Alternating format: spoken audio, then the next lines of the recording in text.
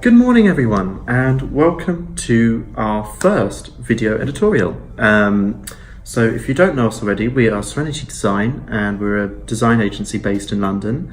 And what we're trying to do is basically spread the word and spread the knowledge that we put to practice to basically share how we do things, how we design things, how things work, because everything around you has a story and has a process to why it's there and how it came to be. So in our editorial series, we like to break down topic by topic how these things work. So in today's video, we are going to be talking about 3D shapes and typography. Now, if you're a beginner, typography is basically text. And as designers, we found that in 2019, especially at the end of 2018, beginning of 2019, where we are now, 3D shapes and typography are on the rise. So I'm going to flash some up on the screen now.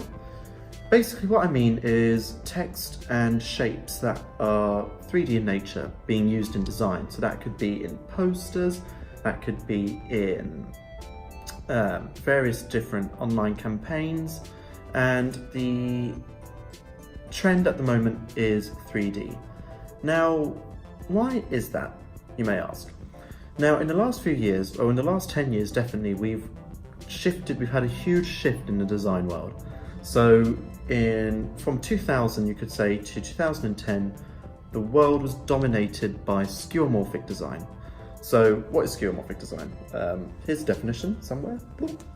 Skeuomorphic design is digital elements replicating physical elements. So if you remember iOS 6, which was the last iOS operating system from Apple that adopted the skeuomorphic design. The notepad looked like a notebook. The newsstand, which is now, I think, what is it now? I think it's sort of like iBooks now, looked like a bookshelf. It looked like a magazine shelf. So it replicated real life design. And then from sort of 2010 onwards, we saw Windows introduce Windows 8. It's ushering in Metro design, so getting rid of their skeuomorphic design and all their glass and all their frosted elements to adopt a more flat approach. Now, flat design is great. Flat design was amazing at the time. However, one of the key problems of flat design is that it relies on one primary color, and there are a limited number of primary colors.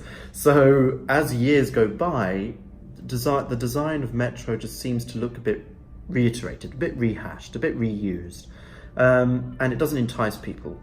At first, it's brilliant. It's a breath of fresh air, because we've gone from very cluttered skeuomorphic design, because I'm a lover of minimalism, so I absolutely loved Metro design when it came out. However, as time has gone by, it just looked a bit simple, looked a bit, just didn't look great, to be honest. And people agreed with this. It's widespread. Windows 8 was quite a flop. And Apple came in with iOS 7 and they changed their software. This was also very controversial. Some people said it was a bit childish, it wasn't that great. So it's polarizing. But the difference with Apple and Microsoft is Apple decided to go down the depth route. So they went for flat, but using a lot more gradients than Microsoft did. However, their answer to creating depth was to have parallax and shadows and lots of different elements in a design to emphasize depth in the system. So it didn't just look like a flat pane.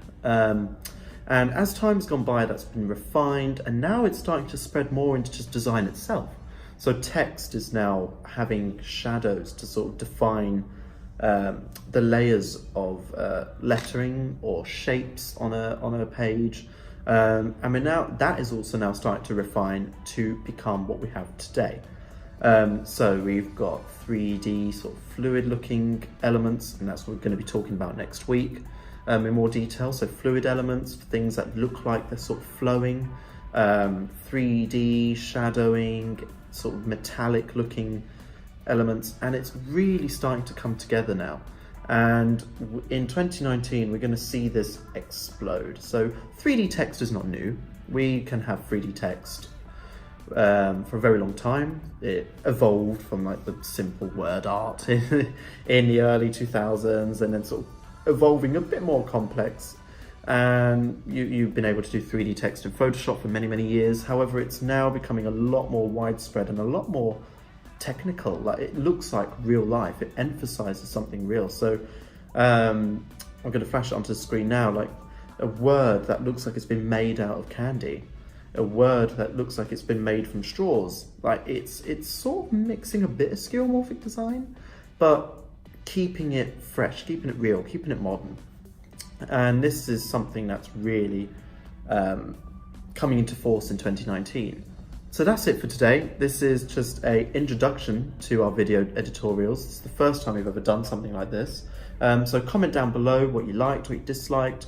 And throughout the course of the next series of editorials, so we're going to have one every week, we want to bend it, refine it, and really make this something to be proud of. So yeah, sound off in the comments below what you think about depth. Have you seen it? Have you seen an increase? Have you seen companies adopting the 3D side of things? So yeah, sound off in the comments below. Remember to subscribe and like this video, because we're posting more than just editorials. We have got a lot more how-tos, a lot more reviews, a lot more tutorials coming, as well as the editorial videos. So yeah, I hope you had, thank you for watching, and I hope you had a great day. Thanks.